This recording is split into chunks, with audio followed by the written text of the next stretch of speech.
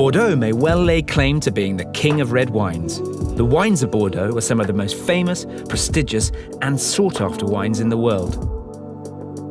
Located near the Atlantic coastline on the southwest of France, Bordeaux has a rich history and culture, and most importantly, some of the best red wines that money can buy.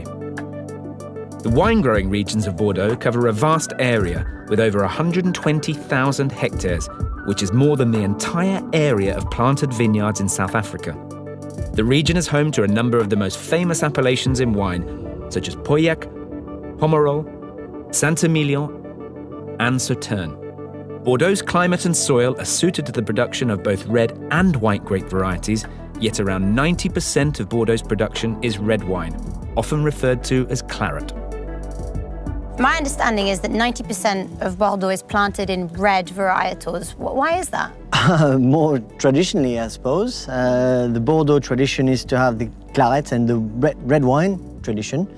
However, the soils are very good for white wines. They've got quite a good prospect, so decided to plant more whites now in the Bordeaux region. So it was like a supply and demand. It became famous for red, so we planted more reds. It wasn't because the soil was better for red wine. The soils are good for red wines, we know that, especially in our region, in the Graves region. Pessac-Léognan is under appellation of the Graves region. Yeah.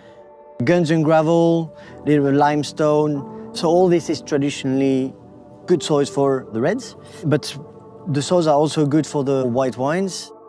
Bordeaux is split into around 60 different appellations, which all have their own nuances and styles.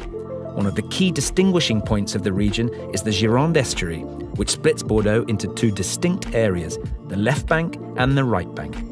This estuary is fed by two rivers, the Dordogne and the Garonne, the latter of which runs through the heart of Bordeaux city. The key difference between the left bank and right bank is the terroir and soil types as well as weather conditions. On the left bank, the soil is predominantly gravel, with Cabernet Sauvignon being the main grape variety. The conditions and soil type here suit the later ripening Cabernet Sauvignon, which has a more pronounced tannin structure. On the right bank, the soil is primarily clay, and Merlot is the key grape variety. Wines from the right bank can often tend to be smoother, softer, and ready to drink earlier. We are here at Chateau Martinet, so we're in Saint-Emilion, rive droite on the right side. So speaking of terroir, you guys mainly or predominantly plant Merlot as well as Cabernet Sauvignon, is that right? Alors, firstly, it's dominant on all the right bank, and especially in Pomerol and in Saint-Emilion, it's mainly Merlot. Whereas on the left bank, it's Cabernet Sauvignon. Although Cabernet Sauvignon and Merlot are the two main grapes in Bordeaux, there are others that also play a vital role. So speaking of red, you plant, is it two different varietals? We've got four. Four? Yeah, we've got the Merlot, Yep. we've got the Cabernet Sauvignon, Cabernet Franc, and we've got a little bit of Petit Verdot as well. Okay. In the whites, we've got Sauvignon Blanc, Yep. Sémillon, Yep. and we've got a little bit of Sauvignon Gris. Where wines from Bordeaux truly make a name for themselves is through the art of blending.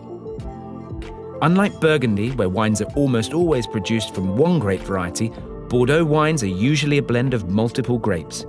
No 2 years are the same in this maritime climate, and blending allows the winemaker to react and use the healthiest grapes in any given year. How long does it take to do the blending process from start to finish? Each chateau has its own special recipe, if you will, its own methodology, but also you have to adapt to the vintage.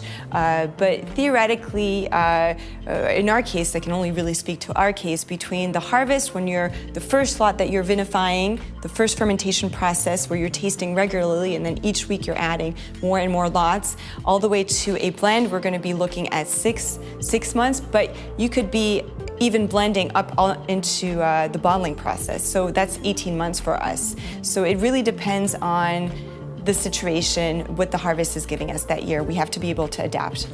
With blending so critical to the vast majority of Bordeaux's wines, it is less about knowing the individual grape varieties and more about knowing the typical styles from the different areas within Bordeaux. Learning these basic differences between left bank and right bank Bordeaux is an excellent starting point for finding the styles that you love.